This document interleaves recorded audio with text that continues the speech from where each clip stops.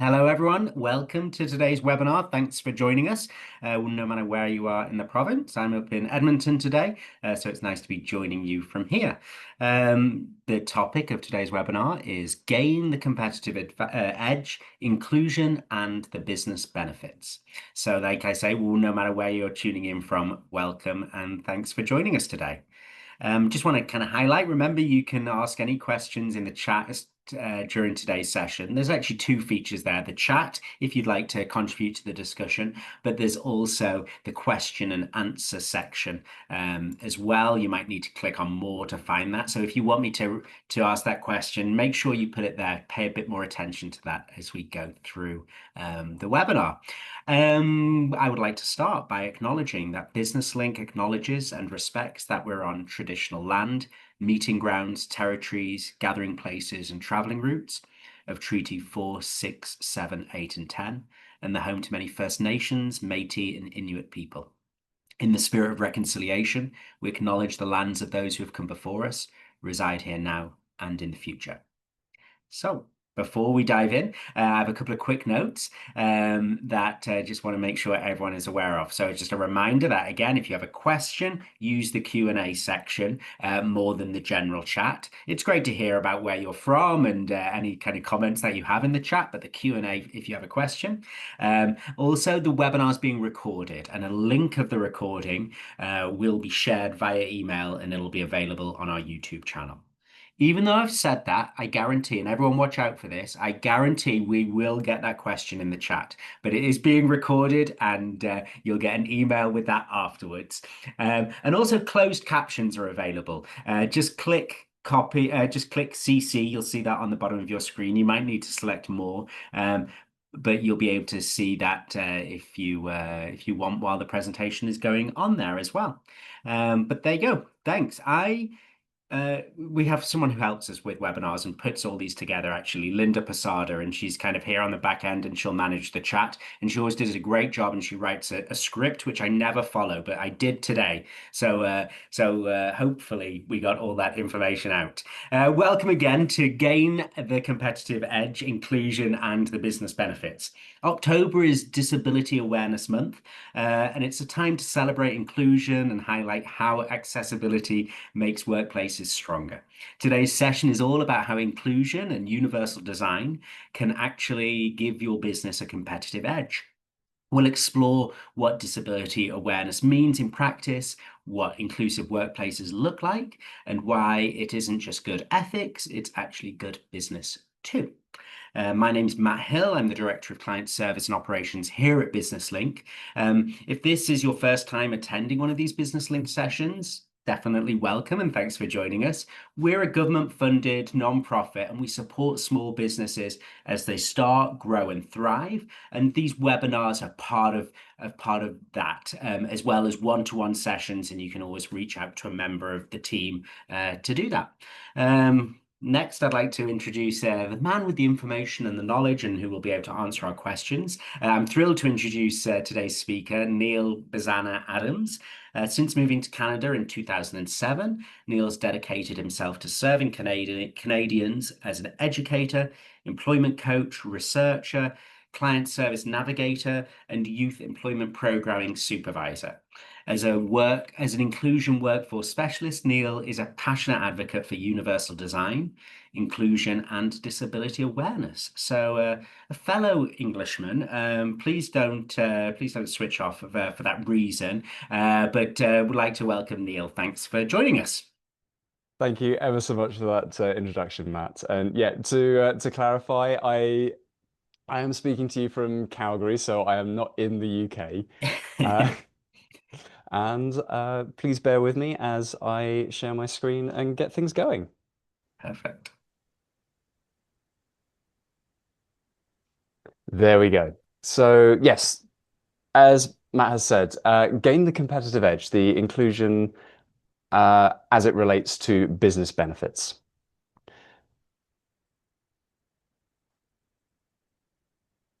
So I would like to start with my own quick territory acknowledgement. So I work on the land named Mulkinstis by the Blackfoot, which we also call Calgary. This land is on the traditional territories of the Blackfoot Confederacy, the Stoney Nakoda, and the Tsuut'ina First Nations, as well as the Métis Nation of Alberta Region 3. So the reason I do a territory acknowledgement, even if there is an additional one that's provided before mine, is for me, it's not just a checkbox. It's an opportunity for me to reflect on the intersectionalities of the histories of the people that currently live, work, and play on this land. And it also allows me a moment just to check in with myself as like, am I as aligned with the 94 calls to action for truth and reconciliation as I can be?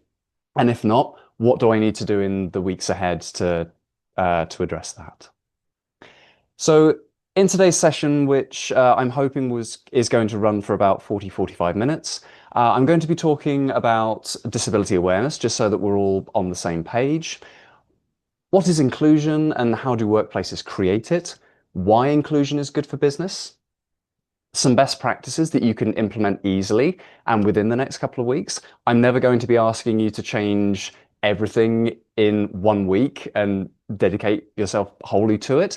It is a practice, as you are no doubt aware, and as I will reinforce. And I'll also give some guidance as to what next steps you can take to maintain this Disability Employment Awareness Month momentum. So I would like to start with an icebreaker, Chris. So if you are able to, there should be a link that's going to be put into the chat to a Mentimeter. So you will see a little peek behind the curtain.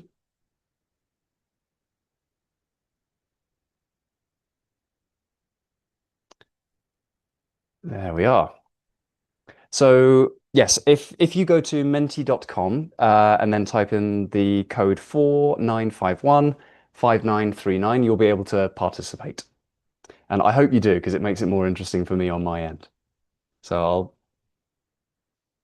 I'll go to the first slide and then I can wait as people are finding their way.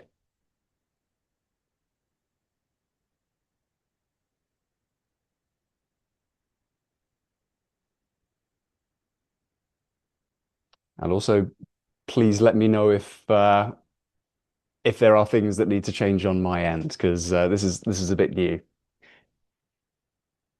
All right, so we've got a few people in already. So yeah, what percentage of the Canadian population has a disability? Is it 1 in 10, 1 in 6, 1 in 5, or 1 in 4? So I think we've got 3 people that have joined. So in the interest of time, if you can join as we go along, please do. But I will continue just because we've got a lot to go through. So the correct answer, and I hope it's showing, is it's 1 in 4. So it's 25%. It's a lot bigger than we actually realize it is. So according to the recent StatsCan data, what are the most common disabilities in Canada in 2022?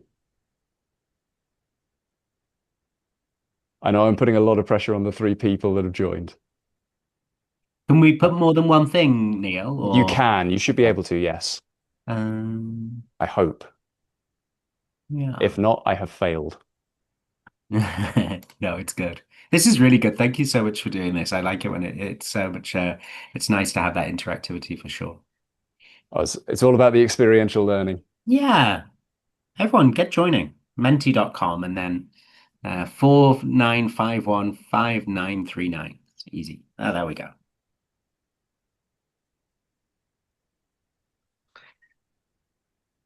So for those that are just joining, we've got 1 answer on pain, 2 on mobility, and then 3 on mental health related. Hmm. So I think you've pretty much got it bang on. So mental health is actually 4th on the list.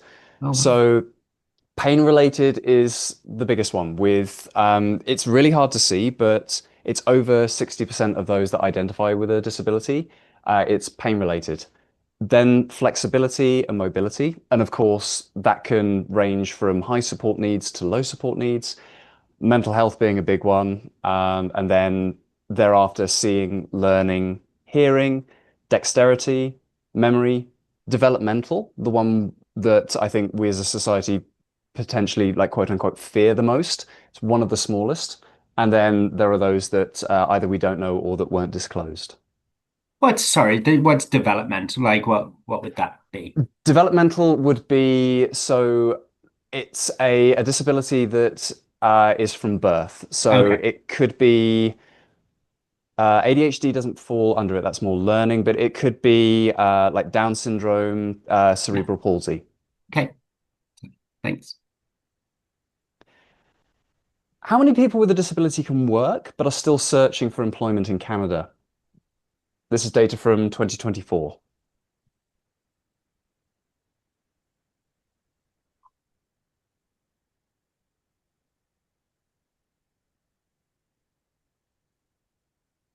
I can hear the cogs whirring. So do I see I have points? Is it the like how do you assign a number of points to each Yes, one? Yeah, I forgot I did that. So you can assign 100% of your answer, or you can assign a couple if you're not sure. I'm all in. I can see you play poker before.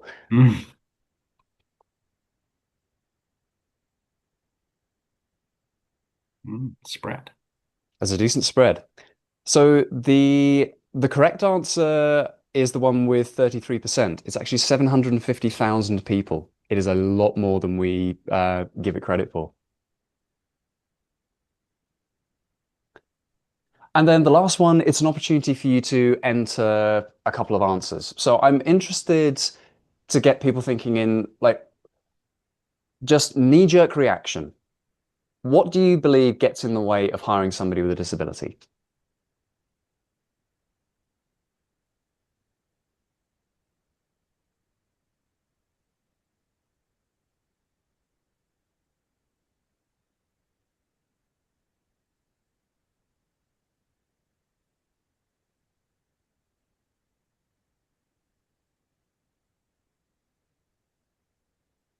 Also, for any presenters out there, this is a perfect opportunity to be able to have a sip of tea or water.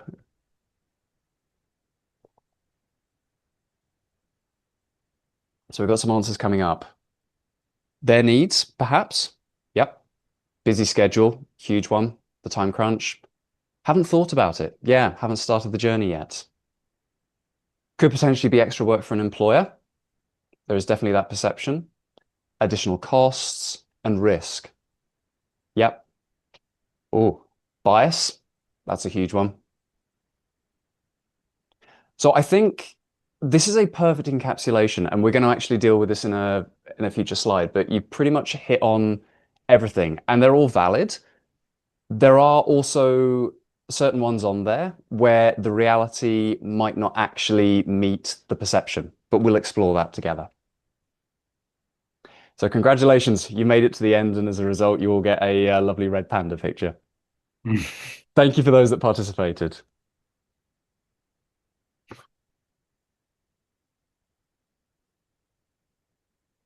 There we go. So, time to get back into the presentation. So, I'd like to start with a little bit of just general disability awareness, just to make sure that we're all on the same page. So, what is a disability? A disability has been identified as, quote, a mismatch between a person's abilities and the environment around them.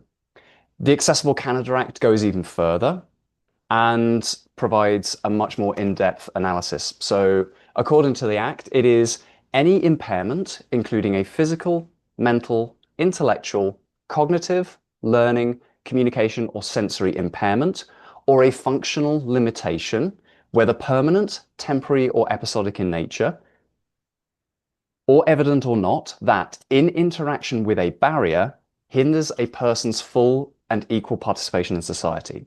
So just to break it down, we've got what classifies as a disability, the fact that it can be an impairment or a limitation, it can be permanent, it can be episodic, and then how that interacts with the world around us. And as we noticed from the quiz, about 1 in 4 Canadians has a disability. And The next fact, that the fact that approximately 80% of all disabilities are acquired between the ages of 18 and 64. That's a huge one. And when I read that, it kind of floored me. And I recently attended a job fair at the University of Lethbridge, and there was an individual that came up to me afterwards, and when I said this, and she mentioned to me that, like, I must admit, I was like half listening to your presentation because it was early in the morning, but as soon as you mentioned that, it immediately clicked with something within me. And she disclosed to me that after her pregnancy, she gained a few health considerations and now considers herself to be a person with a disability. And it prevented her from doing the work that she used to do. But fortunately, she worked for a really wonderful employer that was very accommodating and understood, and actually created a position for her in order for her to use her skills and her talents, but in a new way. And also just to acknowledge that causes of a disability are diverse. And while we think of disabilities being from birth, only 20% of them are. So the aging process is a big one, our genetics and whether we have genetic predispositions to certain things. Accidents are huge, and viruses like illnesses can really impact our systems and how we operate. And once again, just to reiterate the different types of disabilities that we saw on that chart. So there's vision, hearing, mobility, flexibility, dexterity, pain related, which is the biggest one, learning, developmental, mental health related, and memory. At this point, I also want to acknowledge that we are the inheritors of what came before us and the societal attitudes and the systems. So I do want to acknowledge them and sort of not give us a free pass, but allow us to understand where we are today and why we might think about disability in certain ways. So there are essentially two models of disability. And so the one that has been used previously and the one that many of us have inherited is this medical model. So the medical model sees a disability as a result of a condition, and therefore there is a focus on the ability or uh, difficulty of it being fixed. And then this can then lead to the potential for using what we call a deficit lens, and it's a lens of analysis. So we might think of, well, if the disability is difficult to treat, or it's going to be there, or it means that there's going to be high support needs, then we are more likely to see this person as less competent or less useful in society because of this perceived weakness. So what communities are now trying to do, and what social workers are also implementing and have implemented for years, is a social model of disability. So, and we've seen it with the wording of disability that was on one of the previous slides. It's this idea that a person's abilities are not limited by their innate skills and talents, but by the environment in which they live, work, and play. And so this kind of acknowledges that the world may not have been created or set up for people that are more on the periphery, or whose needs have been repeatedly overlooked. And so this means that barriers, the things that are stopping people from being successful, are more likely to be products of what society has constructed physically and ideologically. One of the other words that gets bandied about a lot, especially when we're talking about DEI, so diversity, equity, and inclusion, um, is the word inclusion. So I do want to clarify what I mean by this. Also because in certain communities and certain areas of the job market, when we talk about DEI, it can be very charged language. But in reality, inclusion is more about the efforts to allow as many people as possible to participate in a particular environment. And I feel like when it's phrased like that, it takes away the fear and the anxiety around the word. And it's like, well, yeah, of course I want as many people to participate in society as possible. It makes good business sense, and like everybody doesn't have to rely on so many things. It makes sense. Uh, where it can get a bit charged is that inclusion, depending on who you ask, it does recognize that past efforts, processes, belief structures, and social hierarchies have intentionally or unintentionally left people out. And that can be quite challenging to process. If you are a student of history, you can look through the last 2,000 years of history where there have been belief structures or social hierarchies and hegemonies, so those that want to keep power. And then that also means that people are left out. So I don't think it needs to be as charged as it has been in the past. But inclusion helps redress this imbalance or this inclusion debt that has been created in the past. And one way that I like to think about it metaphorically is widening the aperture to include those that we've previously missed. And I do want to acknowledge that this isn't a new phenomenon. We've been doing this for the last 2,000 years.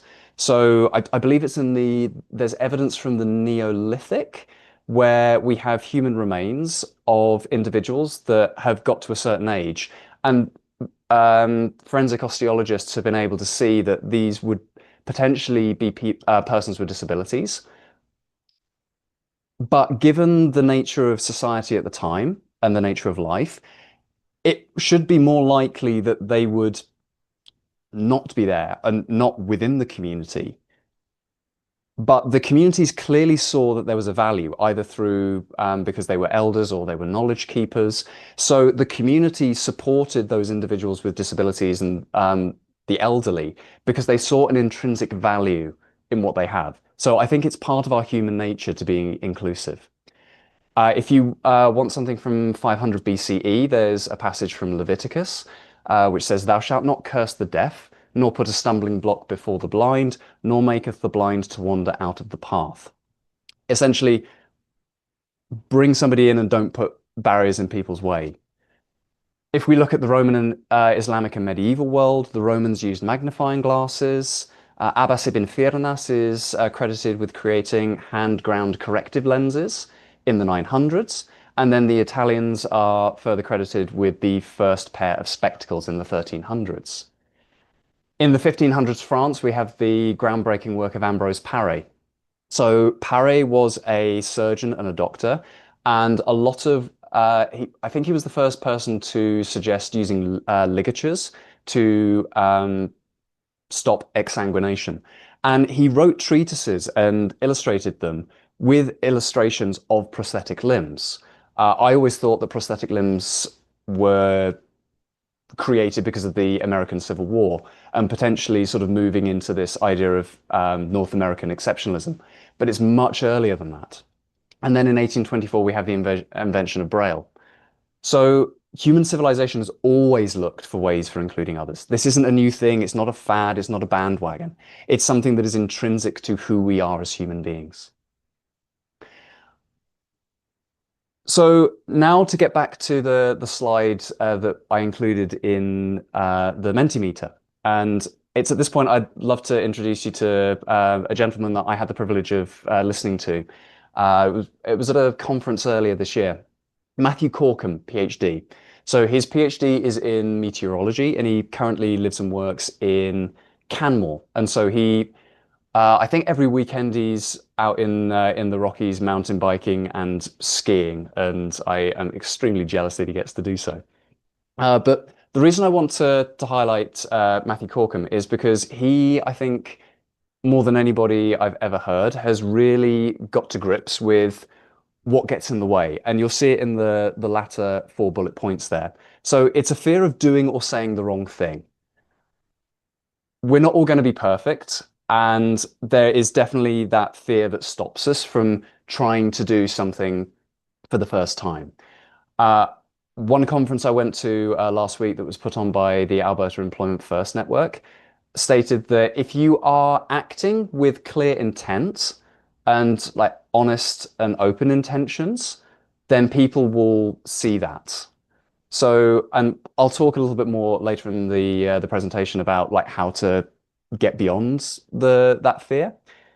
There are concerns about people's abilities to do the work, and we saw it in the Mentimeter. The risk. What is the risk? Uh, Assumptions are being made about people's capabilities and of those who are different. So it is public knowledge. So I don't I don't think I'm crossing any ethical boundaries here. On Matthew Corcom's website, he mentions that he was diagnosed with cerebral palsy. Now, I specifically mentioned that he mountain bikes and skis before I mentioned his diagnosis, because he mentioned a story to us when he presented to us that he went to one of the Scandinavian countries. I think it was Norway, but please don't quote me on that. And he had to spend half an hour proving to a customer service representative that he was capable of just riding a bike and riding a bike safely because of the way that he presents. And again, this is a person that does mountain biking in the Rocky Mountains. So one of the things that I reinforce in this presentation is getting us to think very critically about, are the barriers the ones that are within the individual, or are they the barriers that we are placing in front of people? And this is where this ableism comes in. And so what ableism basically is, it's a way of looking at people and judging them on a continuum of these people are more able than others. And oftentimes it puts those ideological barriers in people's way where they don't need to be. And this is where it's very important. If you haven't done unconscious bias training, I would highly recommend it. It is very eye-opening, and it also allows us to have those points where, because we have unconscious bias, we can't get away from it, but it allows us to stop and pause and think about what we're doing and to see if there's another way of thinking about it. So one of the structures that I would like to provide to you as a way of thinking is when we are trying to implement specific disability-focused cultures or strategies, I think we need to think of ourselves as individuals, but also as entities in terms of what are the values of our company? What are the founding values that are central to guiding us in the direction that we want to take? Also, as individuals and as organizations, what are our interests? What are we doing? What services are we providing? But also, what are we doing for our communities? And then what skill sets do we have that allow us to achieve that? And when we put all of those things together, we get best fit. I will give you an example, and I'm going to throw myself under the bus here. I have a really hard time flossing. I've struggled with it all my life. But using this framework, I realized that because I'm a very creative person, there was nothing within the process of flossing one's teeth that I thought I could be creative with. And I wasn't really interested in it because I would rather spend time either journaling, playing my violin, connecting with people, and it's a very isolating thing. I've definitely got the skills to do it because I have done it, but because it didn't, this process didn't align with my values and my interests. So what I've had to do is I've had to realign it. So I've had to think, okay, how can I get creative? Do I listen to something that's creative? Do I do, do I sort of hum awkwardly into the mirror? Like these are the things that we need to latch onto that will allow us to bring people into these cultures and these policies, and it will allow us to implement them with a greater level of efficacy. At this point in the proceedings, I also want to start to acknowledge some other things that I have heard from employers or that have been acknowledged tacitly to me, and I want to provide a counterpoint to them. So in italics, you'll see the values or the things that I have heard or the things that I have felt. So I'm scared of doing the wrong things. Yeah, perfectly valid. The confused mind says no, and we're always worried about the amount of time and the amount of effort that we're going to have to put into something. The reality is that oftentimes the anxieties employers have are actually greater than the realities encountered. And the companies like Ledcor, Costco, Real Canadian Superstore, the individuals I've spoken to have mentioned that, oh, I wish I'd done this earlier, or it was a lot easier to implement than I thought. And it shows the reality. Talking to the cost of hiring. Hiring somebody with a disability is going to cost me so much money. The reality, hiring a new employee, regardless of their ability or their perceived position in society, it can cost approximately $4,000. persons with disabilities have been proven time and time again to stay in jobs longer than other individuals. I can go into that in a little bit more detail at the question and answer section, if required. The other thing we need to acknowledge is that at least 50% of accommodations or adaptations, they cost absolutely nothing. And others might just be a one-off payment of like $500, but that's $500 that stays within the company. If you are buying software or getting something for the business, it stays within the business. I think we need to rephrase what we think of when we're thinking about like the costs and the accommodations. And also, if you haven't done so already, and I know not all employment programs are created equal, I used to work in them, so I speak from experience here. There are opportunities for if an individual is supported by an employment program, that they will have specific job start funds. So either that's going directly to the employee to make sure that they have the equipment and everything that they need to be successful. Some programs also do that for employers. So do a bit of research, get connected to the wider community. The other one, I'm not going to be able to fire a person with a disability if they're not right for the job. The first thing that always comes to my mind when I hear this is, okay, we're thinking about firing somebody, but these are individuals that are still having trouble getting to the interview stage. So why are we putting the cart before the horses, so to speak? There is definitely something to be said for people placing people into work as charity. I am not of that mindset. An individual needs to have the skills and the talents in order to do the job. And so, yeah, be wary of doing it for charity. At the same time, persons with disabilities are adults. So we don't treat them like children. We also speak to them, or we speak as adults to adults. And yes, there are expectations that may need to be communicated differently, and oftentimes the reason why things arise is because the onboarding needs to be adapted or viewed in different ways. But workers can still be held up to a mutually agreed to standard, and everybody has accountability. I work with an organization in town called Little E Cafe, and the Chelsea who runs it, she's very clear about her expectations. It's like, you have 15 minutes. What are you going to do to know that that 15 minutes is up? And then where are you going to come back to? Here? Excellent. Off you go. Persons with disabilities are less safe than normies. I hear this so often. The question I have is, according to what metrics? How are we judging safety? The reality is that some people with disabilities are even more safety conscious than neurotypical individuals.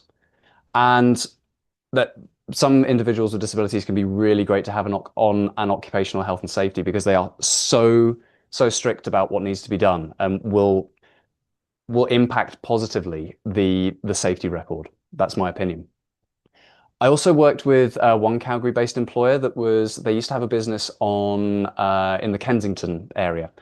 And they had a fast food restaurant, and they would specifically hire persons with autism because they were more details oriented. So that meant that they wasted less food, the consistency was excellent, and it saved him money in the long run and actually allowed him to make a profit instead of just keeping the lights on. This is a big one, and I don't think we're talking about it enough. They'll make customers uncomfortable and drive away business. To me, this is the same type of argument as I'm not going to hire Black Canadians or Palestinians because they'll make customers uncomfortable. For me, it's based on a very indefensible assumption. And I think the reality is completely different. Yes, there's going to be, just because of the nature of disability and how it has intersected with communities historically in Canada and across the world, there is going to be uncertainty. There is going to be a little bit of that discomfort. But I believe that the facts, the figures, and anecdotal evidence prove that you will attract more customers than you will theoretically drive away. By avoiding inclusive hiring, you're essentially saying no to 25% of your customer base. Not only that, you're also saying no to their families and to their friends. who are all looking to the community and specifically looking for community members that get it and that are willing to welcome them into their work community. Quick note here, we do have preconceived notions about what a disability looks like. We often think about like cerebral palsy, Down syndrome, somebody in a wheelchair. As we've seen, disability is much wider. And even neurotypical customers, even neurodiverse customers, they are actively wanting in this current economy to spend money on employers who are inclusive. It's why Costco has doubled down. It's why Ledcor is continuing to do it. It's why there's a lot more money coming into employment. So, and there's another practical thing to consider as well. If we have a greater diversity and a greater representation within our community, the quicker we are combating harmful stereotypes and the more we reinforce to people that have that discomfort that diversity is normal, and the quicker we can connect with individuals and start to overcome those stereotypes. I mean, the number of stereotypes that are aimed at British people, I could do a presentation for a good 45 minutes. But when people gravitate to what they know. So if we are showing this is reality, then we are improving not only our communities, but we are increasing our connection to the communities around us. And as Kayla, my wife, reminded me, communities support employers that show up for their communities. Last one here. Persons with disabilities will ask for expensive accommodations. As we've seen, that may not be the case. And oftentimes it's adjustments to work schedules that are the most sought after. Yeah, most accommodations, they don't cost much. And we're doing accommodations more than we realize. The fact that I'm standing in my home is a workplace accommodation. So I have benefited from my employer being inclusive and accommodating and recognizing that there are multiple ways of getting to a goal. The other thing that I also want to reinforce, and I think we kind of know it, but I want to make it overt. There's so much going on in the world at the moment. We are continually bombarded by negative messages and confusion. And from my own personal point of view, we are seeing people in positions of power, predominantly in our southern neighbor, that don't represent who we are and who we are as communities. Again, this is my personal opinion. Please take it as such. This means that our customer base, our employees, our communities in general, they're looking for positive role models. So if we can become those, if we take on that mantle and we take on the responsibility and we sort of forge ahead bravely, we're going to gain more customer loyalty, we're going to gain more brand recognition, and then that is also going to increase our chances of meeting our financial goals. So I think you can start to see the patterns and what I'm trying to convey here. So I do want to just acknowledge it more directly. So the specific benefits to any business of any size. If you are showing that you are inclusive and that you are working with it as a practice, you're going to gain more customers. There's going to be higher customer loyalty. And in those times where times get tough, you are part of a wider community and they're going to be able to pool their resources to potentially help you. With inclusion, with diversity, staff feel safe, they feel welcomed. So you are increasing higher productivity, you are lowering turnover, and you're therefore going to retain really good talent in the long term. I was speaking with a manager of one of the Costco's in Mississauga, Ontario, a couple of years ago, and they hired a person with a disability. I believe that they had cerebral palsy, and they mentioned that every day that they come to work, this employee goes around and says hello to as many people as they can find. That makes everybody else feel welcomed, it makes them feel valued, and that wasn't something that they taught the individual. That is just something that is innate to their character. And so it helped the retention because they wanted to work in that environment that was so positive and supportive. And that was a person with a disability that created that environment. It wasn't the other way around. There is a higher likelihood that you're going to have a greater positive organizational reputation, which then increases people's trust in your business and in the products and services that you are providing. You are also going to be able to not only explain, but benefit from a greater diversity of experiences and needs. So as future goals change and as things, processes, procedures, customer needs change, you are naturally going to have that built into your work environment because you have a wide range of thought processes and problem-solving skills to draw upon. And then other people, as I mentioned in the previous slide, they're going to learn from these new perspectives. The staff are also going to feel welcome to raise new ideas. So there's going to be less groupthink, and that increases the possibility for higher innovation to meet whatever future goals you have. There's also a push at the moment in Alberta to bring in specific disability legislation. So my opinion is that it's in the pipeline and it's coming, and there are BC, Ontario, um, many of the other provinces and territories have this legislation. Uh, the federal government have specific legislation.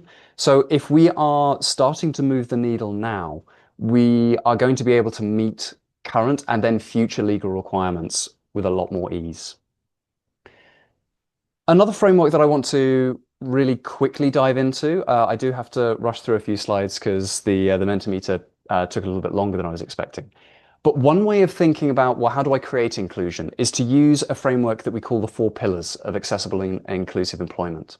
So there is commitment, readiness, recruitment, and retention.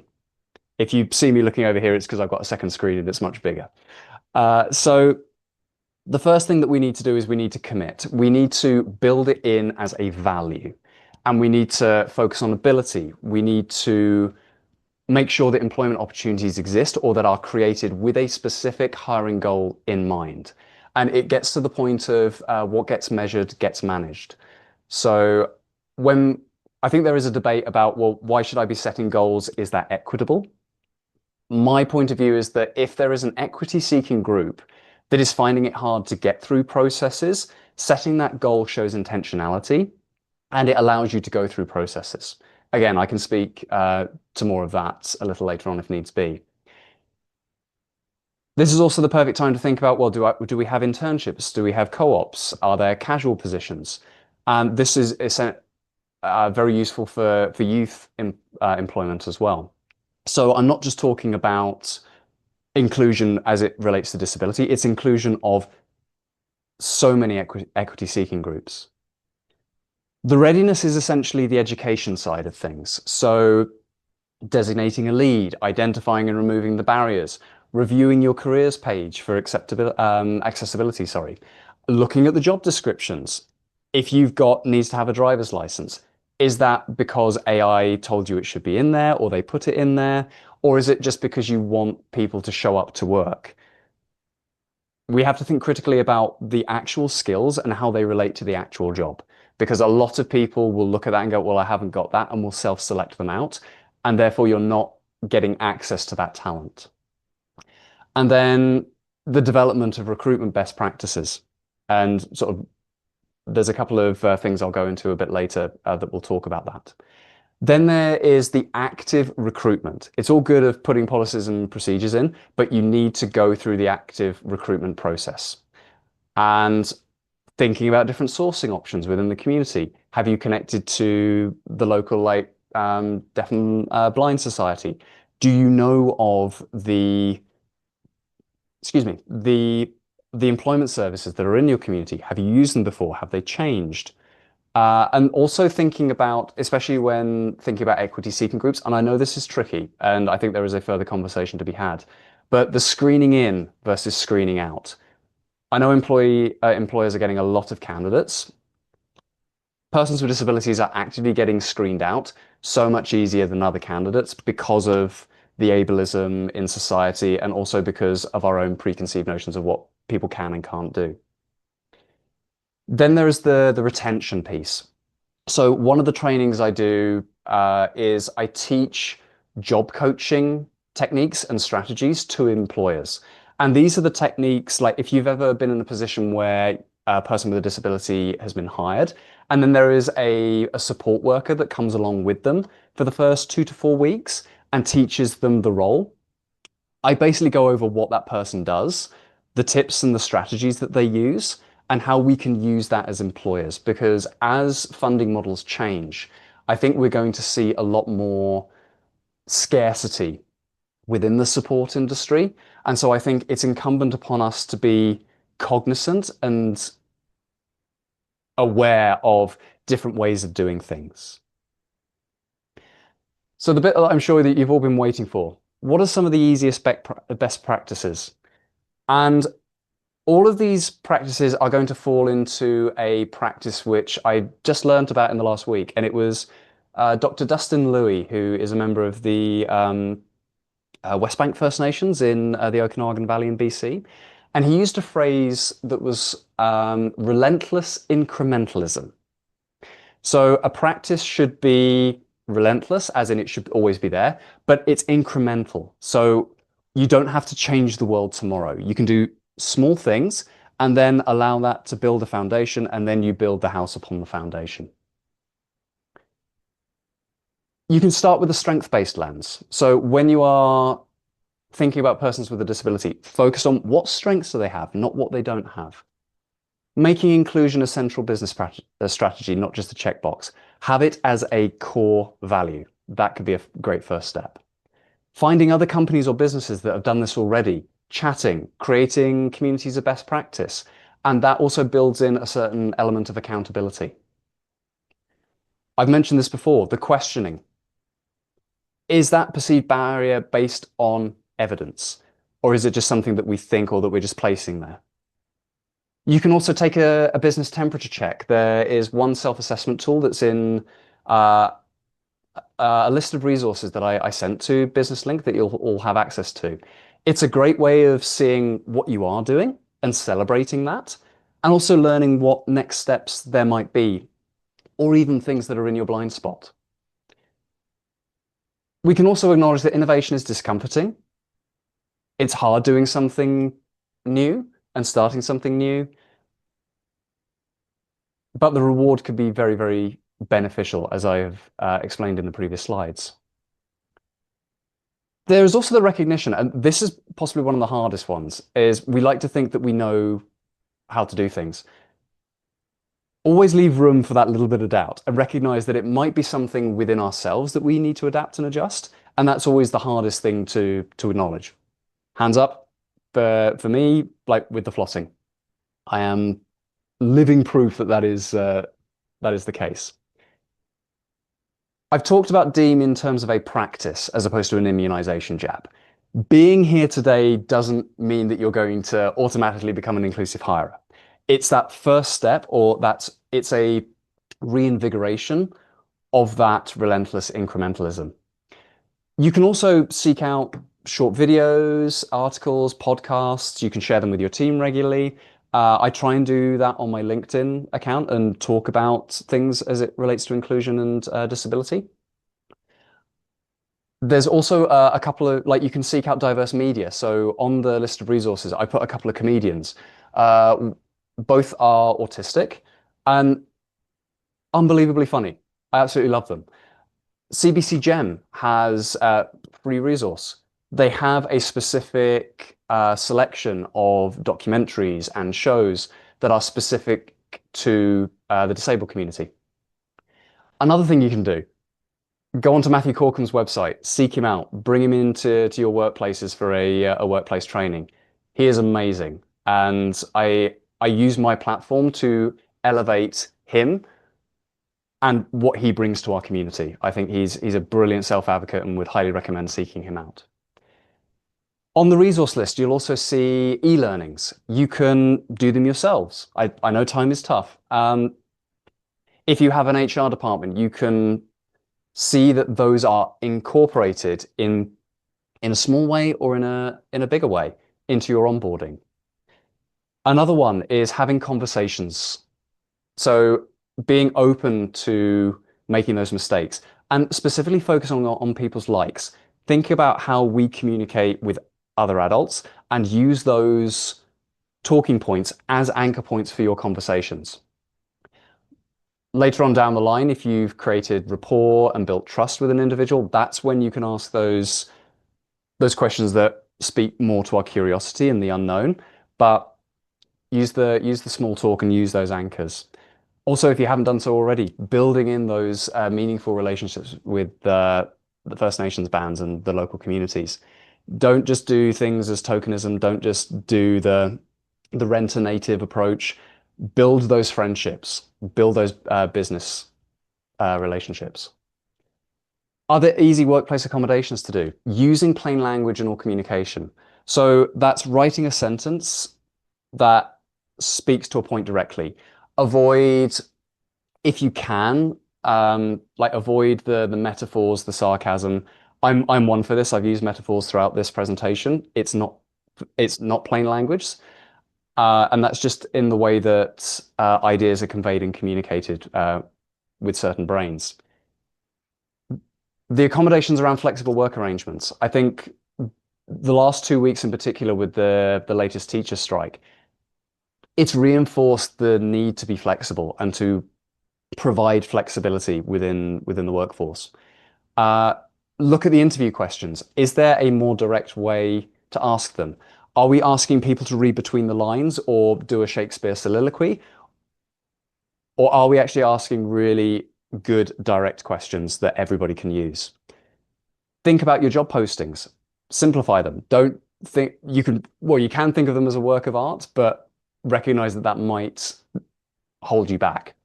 So using the plain language, including only the skills and qualifications that are required for the job, as opposed to putting out a job description for the unicorns. And again, connect with the local service providers, connect with the local support communities. One thing I have learned since moving to Calgary last year is that the communities are so close knit, and if one individual or organization doesn't have support, they will know which way to go to find an answer. With the built environment, again, you don't need to do a massive overhaul. That first step on the relentless incrementalism, it's create an evacuation plan that takes multiple mobility needs into account. Think critically about if there was a person with a wheelchair or somebody with mobility issues. Are we just leaving them in a stairwell, saying thoughts and prayers, going down with the knowledge that if it was a real fire, they would probably burn and die? So in terms of this evacuation plan, think critically about your space. And on the resource page, there are resources for auditing physical and digital accessibility, I believe. So I do want to highlight the resources that Business Link is going to provide. If for whatever reason you're looking for something more specific, I'm around, I work digitally. So if you do have any further questions that you don't feel comfortable raising in a group setting, or you have a particular topic that you're more interested in, you can reach out to me directly. I am going to leave time for questions, but this is my direct email address. You can also find me via the Canwin website. I'm on LinkedIn, so you can DM me. I'm always happy to have conversations. I could even be proved wrong. So this is all about starting and creating dialogue that is going to continue because the things that I've talked about today, I've been in the field for 10 years. There are organizations that have been around for 50 years. These things are still as true today as they were 50 years ago, even more so. So yeah, thank you ever so much for listening to this what probably felt like a lecture, and I do apologize for that. But I hope that there's at least a couple of things that you can take away and utilize as we proceed into the fall and the winter. Perfect. Thank you so much, Neil. Yeah, there was so much kind of packed into there in terms of information, and it's great that people have the recording, and you've been kind of generous enough with your time there to answer some questions as well. There is a comment that Kelly made, and appreciate her for doing that, and that's just around as business owners, and we'll have business owners here. It's Mhm. also essential to consider the accessibility in terms of websites as well. She says, as a web designer, she sees a lot of websites that fail on things like contrast and alt text and usability in those ways. Again, it's suppose simple things that are but do need the attention, need attention and need time to focus on. Yeah. I also want to add on to the point, and thank you for raising that because it is a huge thing. If we can phrase things in terms of like approaching it from curiosity as opposed to a drain on resources, I also think that that's going to help whatever we do in business. And I think it helps us reframe and get away from this idea of, again, using the deficit lens of, oh, th this is going to drain me, it's going to take me away from time. This could be something that is going to be interesting, or it allows us to do something different and use our brains in different ways. So it actually might support us as opposed to detract. So yeah, thank you so much for Mm. raising that. And I also think, kind of to a point that you made towards the end there of great practice in terms of disability awareness and making an inclusive workplace. Often it's just aligned to great practice, like the one around communication there and the like you say, using metaphors or shorthand, which is very, very culturally specific, is not Mhm. a great way of communicating. I read something not too long ago around that of a company kind of banning the use of, or not banning, but just saying, consider when you talk about this coming from left field, or are we in the right ballpark, or whatever it might, whichever kind of baseballing analogy. This was a kind of international company of saying Mhm. that just does not have there's no meaning there for people in Algeria or people in Bulgaria, if it's a baseball analogy, and you're just having a consideration of like how plain and simple can we be in communication is good business as well as being a more inclusive practice, probably. Yeah, it's all about knowing your audience. Yeah, yeah, for sure. Excellent. Well, I mean, we must have been pretty thorough because there aren't questions that have kind of come through, but there were definitely kind of positive comments, and we appreciate that. I mean, Michael, actually, earlier on, I can kind of turn it into a question here. Michael says, does the government subsidize paychecks and provide support in terms of hiring of people with disabilities? So I think it depends on where the funding is coming from. I think it also depends on the negotiation for the particular contract, because Hmm. those are usually services that are provided by employment services. So historically, yes, there have been wage subsidies. I The government has just announced, I think it's $180 million that's going into employment. I have mixed feelings about it for multiple reasons, but we don't yet know how much of that is going to be allocated to wage subsidies. So I think in the past it's been clawed back and has been provided less and less. Hmm. I also have a point of view around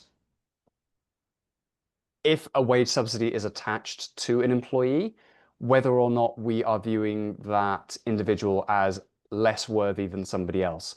Hmm. If I was to say like here's a fountain pen, I'll pay you $10 to take it. It's like, well, what's wrong with it? Why are you having to pay me more to get people in the door?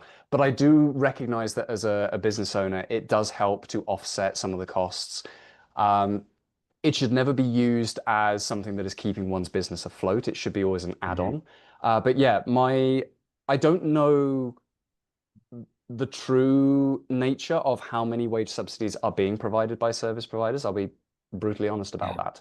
So I would encourage you to make those connections with these organizations in your communities and ask that question because they will know better.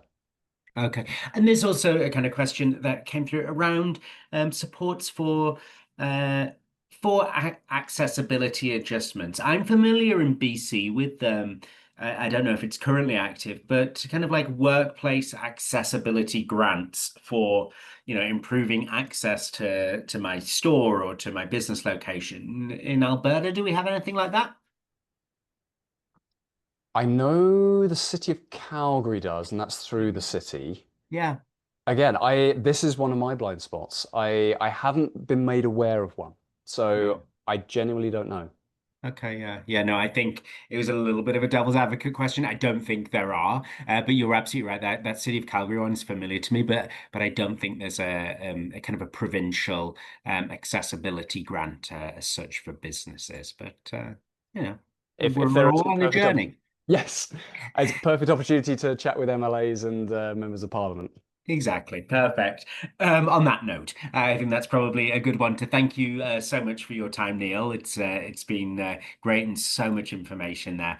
I just wanted to do a quick reminder before we wrap up fully here that if you want to speak to Neil, he is planning to attend our Calgary Small Business Week event, and it would be great if you could too. So we'll be celebrating in-person events in Edmonton and Calgary and plus a full week of special webinars, and you can see those on our website, and that's the businesslink.ca/small business week 2025. But if you go to our events page, you're going to see all those and get registered. It's great. It will be great to see people in person and connect. It's a networking. It's um, it's very low pressure. It's easy. It was a great success last year, so we really do welcome and hope people attend.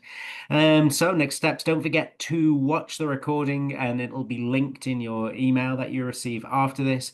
And something really important for us to be able to provide these webinars at zero cost and all our services is the feedback that we get. And it means that we can plan better for the future, and that we can provide, we really value that feedback. So there'll be a short survey. Please, please, please fill that in. And also subscribe to our newsletter. There's a QR code on your screen right now.